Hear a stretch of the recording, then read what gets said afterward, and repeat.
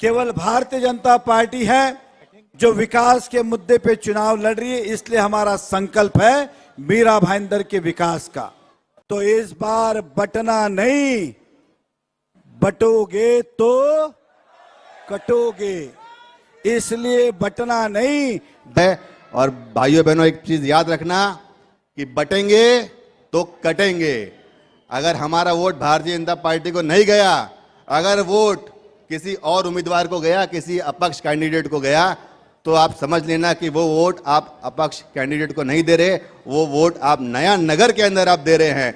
और कहीं ना कहीं ये जो होगा, ये हमारे इस हिंदुत्व की अस्मिता के साथ में, सनातन की अस्मिता के साथ में धोखा होगा। हमें गद्दारी नहीं करनी है और बटेंगे तो कटेंगे के नारे को अपने दिल में बसाकर पूरी ताकत और पूरे जोश के साथ में 20 तारीख को हमारे नरेंद्र भाई मेहता जी को चुनाव जिताना है। आप बटेंगे उतना ही कटेंगे, हम जितना बटेंगे उतना ही कटेंगे।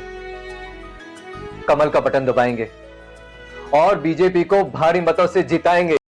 लेकिन हमारा उद्देश्य, एकमात्र उद्देश्य है कि हिंदुत्व का परचम मीरा भाईंदर शहर में बुलंद करना और हिंदुत्व का परचम राज्य स्तर पर और राष्ट्रीय स्तर पर बुलंद करना।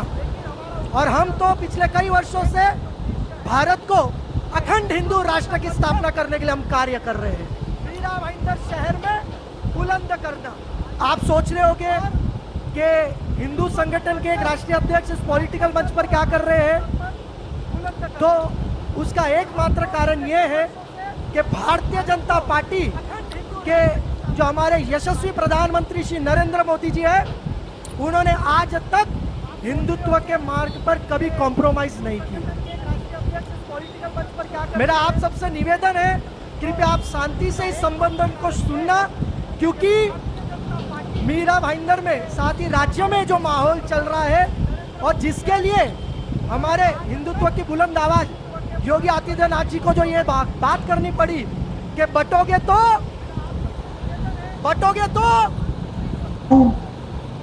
तो कोई व्यक्तिगत आलोचनाओं पे चुनाव लड़ रहा है, किसी को देख रहा हो तो धर्म के आधार पे चुनाव लड़ रहा है। केवल भारतीय जनता पार्टी है जो विकास के मुद्दे पे चुनाव लड़ रही है, इसलिए हमारा संकल्प है मीरा भाईंदर के विकास का। अरे सर्वोदन शांत रहा। पिछले दिन से देख रहा हूं, चुनाव को देखते ही व्यक्ति जैसे ही टिकट नहीं मिला, देवेंद्र फडणवीस के ऊपर आरोप करने लगे कि हमारे साथ धोखा हुआ। अरे तुम्हारे साथ कहां से धोखा हुआ? तुमने रोज जनता के साथ धोखा किया, रोज पार्टी के साथ धोखा किया। पिछले चुनाव में क्या कहा था कि हम जीतेंगे तो भाजपा में जाएंगे, मोदी जी के नाम पे वोट मांगे थे कि नहीं? जीतने के बाद क्या किया? देवेंद्र फडणवीस जी के पास गए, अपना समर्थन दिया। देवेंद्र फडणवीस जी एक दिन के मुख्यमंत्री बने, साथ रहे। जैसी सरकार गिरी, उद्धव ठाकरे जी के पास। सही है कि नहीं? आपने वोट लिया भाजपा के नाम पे, दिया कांग्रेस और उद्धव ठाकरे जी को। उसके बाद फिर सरकार गिरी, आप गए शिवसेना में, टिकट मांग रहे हो भाजपा से, प्रचार कर रहे हो अपक्ष, और फिर कहता हो कि हमारे साथ अन्याय हुआ। अरे धोखा तो आपने एक बार नहीं, सभी पार्टियों को दिया। पहले भाजपा को दिया, फिर उद्धव जी को दिया, फिर कांग्रेस को दिया, फिर वापस शिवसेना को दिया, और कहते हैं कि हमें टिकट मिले। अरे तुम्हारा योगदान क्या है भारतीय जनता पार्टी में, पहले ये तो बताइए।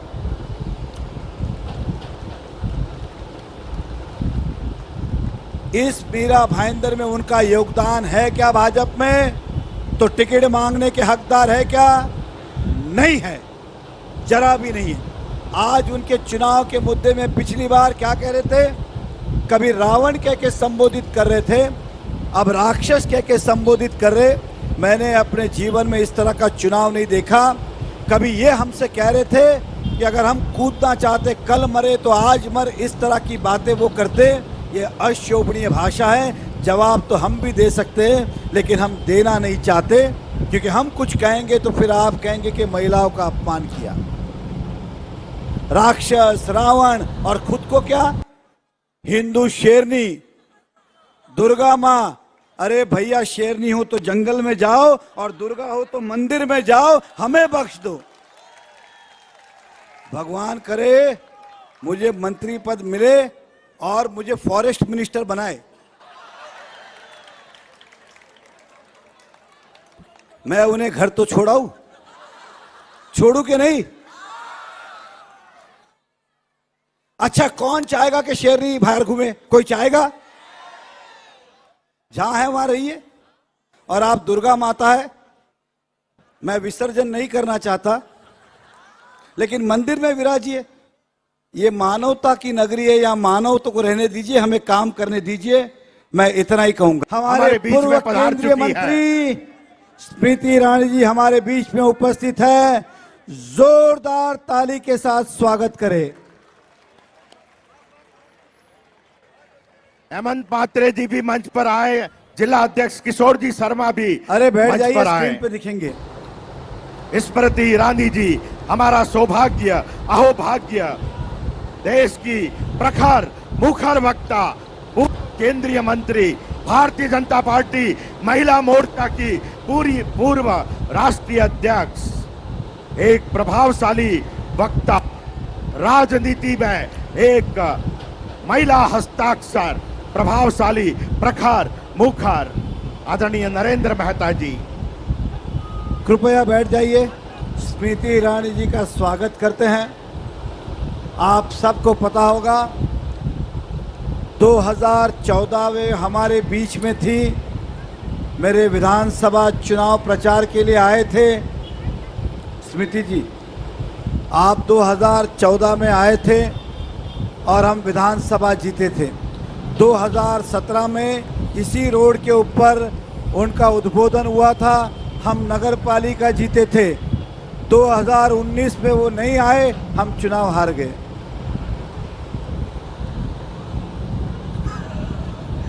अब 2024 में वो आए हैं, तो स्वाभाविक है हम चुनाव जीतेंगे। और हम पहली सभा ही स्मृति जी की कर रहे हैं, क्योंकि अगर आप देखेंगे तो मेरा लकी वर्ड एस है। मेरी कंपनी लीजिए तो स्मृति जी एस से शुरुआत होती है, तो यही हमारे लिए शगुन था। तो मैं समस्त भारतीय जनता पार्टी मीरा भाईंदर की ओर से, अपने परिवार की ओर से उनका स्वागत करता हूं। खैर, आप सभी जानते हैं कि 20 तारीख को चुनाव है और हम सबका संकल्प है मीरा भाईंदर के विकास का।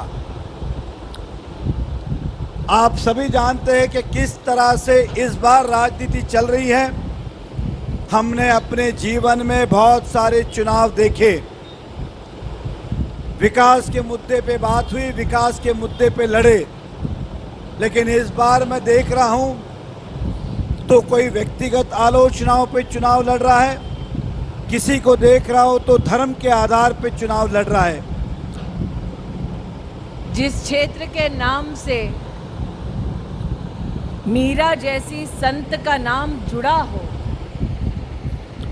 उस क्षेत्र में किसी मुजफ्फर को सेवा देने का सौभाग्य प्राप्त नहीं होगा।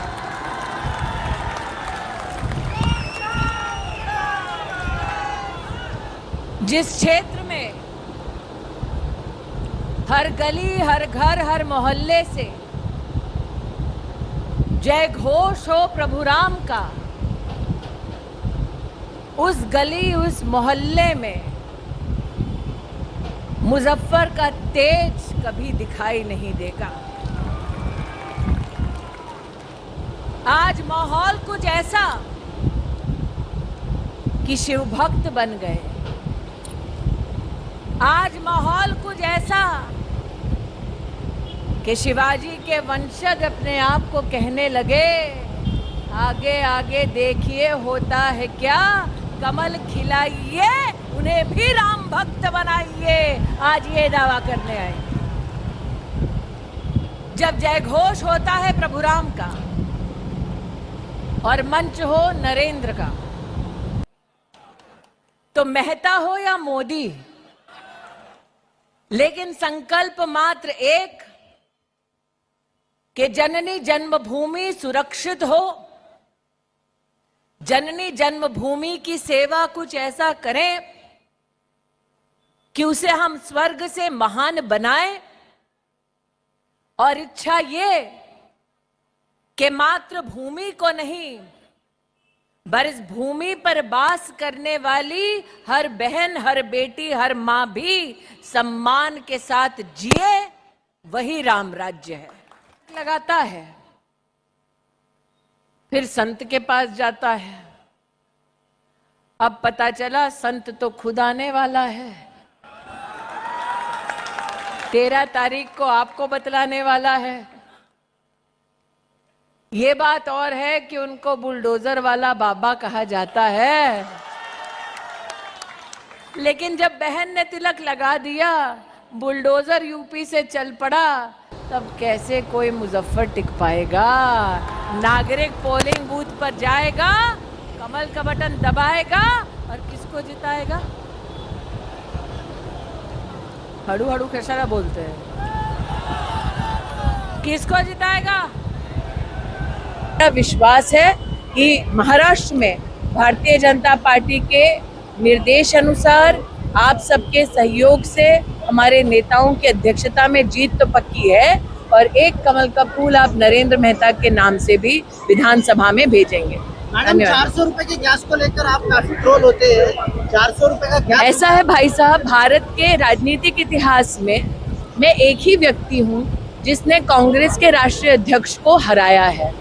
ये हार इतनी तीखी है कि गांधी खानदान या कांग्रेस का कोई भी कार्यकर्ता आसानी से इस सदमे से उभर नहीं पाएगा। और इस हार की गूंज इतनी तगड़ी थी कि 2024 में भी वो परिवार मेरे सामने खुद लड़ने में असमर्थ था। तो निश्चित रूप से मैं उस पार्टी की सदस्य हूँ जिसने 10 करोड़ से ज़्यादा गरीब औरतों को न सिर्फ गैस का सिलेंडर दिलाया, बल्कि साथ ही लाडली बहन योजना के अंतर्गत कैश ट्रांसफर भी हर घर में पहुंचाया। मैं उस पार्टी की कार्यकर्ता हूं जिसने 5 लाख रुपए का जनधन योजना के माध्यम से और आयुष्मान योजना के माध्यम से देश के गरीब परिवारों को भी संरक्षित होते देखा है। तो निश्चित रूप से भारतीय जनता पार्टी की सामान्य कार्यकर्ता जिसने कांग्रेस के राष्ट्रीय अध्यक्ष को हरा दिया, उस पर बार बार कटाक्ष होगा ही।